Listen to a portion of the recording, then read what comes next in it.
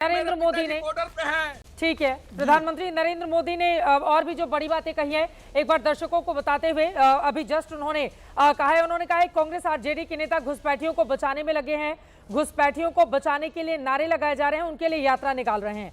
RJD Congress के नेता सुन ले, जब तक मोदी है किसी भी घुसपैठियों को भारत के नागरिक का हक छीनने नहीं देंगे। और भी तमाम बातें कहते हुए उन्होंने आरजेडी और कांग्रेस पार्टी पर निशाना साधा है। लेकिन मेरा ये सवाल है, घुसपैठियों के मुद्दे पर पड़ेंगे वोट या डबल इंजन की सरकार ने क्या क्या कामकाज किए हैं, बिहार की जनता के विकास के लिए क्या परियोजनाएं लाई हैं, रोजगार दिया है कि नहीं दिया है, इन मुद्दों पर चुनाव लड़ा जाएगा। प्रेम शुक्ला जी।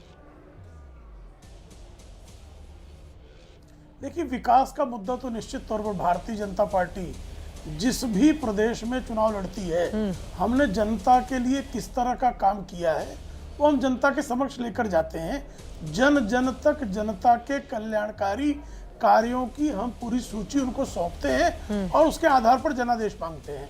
लेकिन जनता के हक को जो छीनने का काम कर रहे हैं, जो घुसपैठिए भारत के नागरिकों के हक को छीन कर पचा जाना चाहते हैं और उन घुसपैठियों को जो पालना चाहते हैं।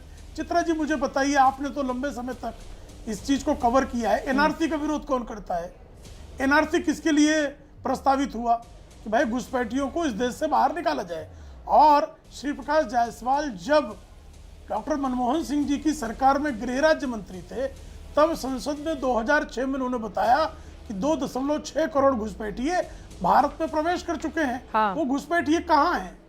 वो घुसपैठिए ही सीमांचल 11 साल हो गए आपकी सरकार को, घुसपैठिए कहाँ हैं? घुसपैठिए बंगाल की 11 साल के बाद आपको ढूंढना है घुसपैठिए तो इसीलिए घुसपैठियों को निकालने की, अरे हम तो भाई एनआरसी लाना चाहते हैं ना, हम तो एनआरसी लाना चाहते हैं। हाँ। एनआरसी का विरोध कौन करता है?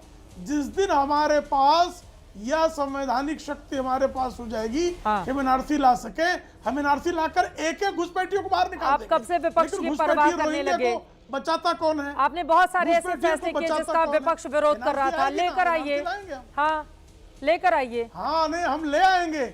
हमारे पास संवैधानिक शक्ति, हमारे पास संवैधानिक शक्ति आते ही, जिस दिन हमारे पास ये शक्ति होगी, हम निश्चित तौर पर एनआरसी लाकर एक एक घुसपैठिए को कान पकड़कर इस देश से बाहर निकाल देंगे। और सीएए हम लेकर आए, इनकी छाती पर चढ़कर सारे लोग विरोध करते रहे, दुष्प्रचार करते रहे कि सीएए आ जाएगा, भारत के मुसलमानों की नागरिकता चली जाएगी।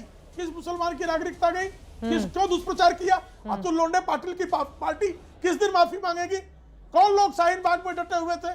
चित्रा जी, आप भी एज रिपोर्टर शाहीन बाग गई थी। शाहीन बाग में यही कांग्रेस के, यही आम आदमी पार्टी के, यही जो है आरजेडी के, यही जो है समाजवादी पार्टी के नेता जाकर लोगों को भड़का रहे थे। सीएए आ जाएगा, भारत के मुसलमानों को निकाल दिया जाएगा। तो जो लोग इस तरह का लगातार दुष्प्रचार करते रहे हैं, ऐसे दुष्प्रचार करने वाले घुसपैठियों के आकाओं की छाती पर चढ़कर एक एक घुसपैठियों को निकाला जाएगा। उनको एसआईआर का विरोध क्यों कर रहे हैं? एसआईआर का इसलिए विरोध कर रहे हैं कि घुसपैठिए को उनको वोट दिलाना है, क्योंकि उनका वोट बैंक है। तुष्टिकरण की राजनीति करके बोलिए अतुल लोंडे पाटिल जी। ठीक है, बचाओ अभियान इनका चल रहा है। और प्रधानमंत्री ने कुछ देर पहले अतुल साहब ये भी कहा है, जिन लोगों को अपनी तिजोरी भरने से फुर्सत नहीं है, उनको गरीब जनता का विकास ही अच्छा नहीं लग रहा है। आरजेडी और कांग्रेस केवल अपने परिवार की राजनीति कर रहे हैं। जब मैं कहता हूं सबका विकास, सबका प्रयास और सबको साथ में लेकर चलने की बात, तो फिर ये लोग कहते हैं केवल हमारे परिवार का विकास। पाटिल साहब, बराबर है, अदानी अंबानी परिवार का विकास ही देश का विकास है। मैं तो पहले कह चुका हूँ।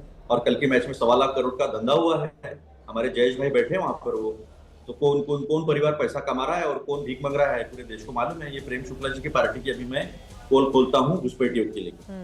2004 से 2014 तक 82,728 घुसपैठिए हमने बाहर निकाले 10 साल में। ठीक है, ये 11 साल से है। और घुसपैठियों हिंदू मुसलमान, दरगाह दरबार मंदिर मस्जिद, इसकी राजनीति के अलावा कुछ आता नहीं है, क्योंकि विकास तो किया नहीं है।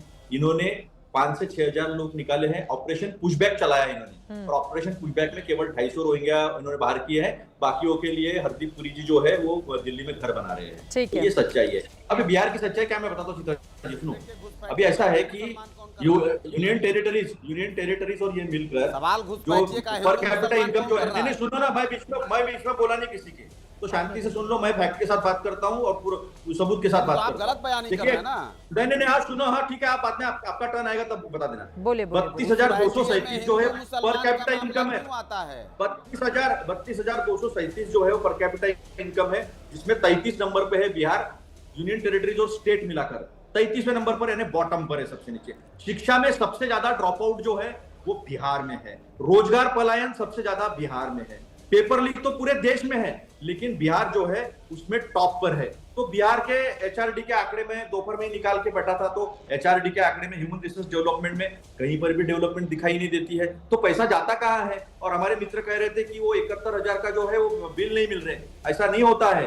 कैग जब रिपोर्टिंग करता है, कैग जब पैरा निकालता है, पैरा निकालने के बाद रिकंसिलिएशन के लिए डिपार्टमेंट के साथ बैठा जाता है, और रिकंसिलिएशन नहीं होने के बाद उसे फ्रॉड डिक्लेयर कर दिया जाता है।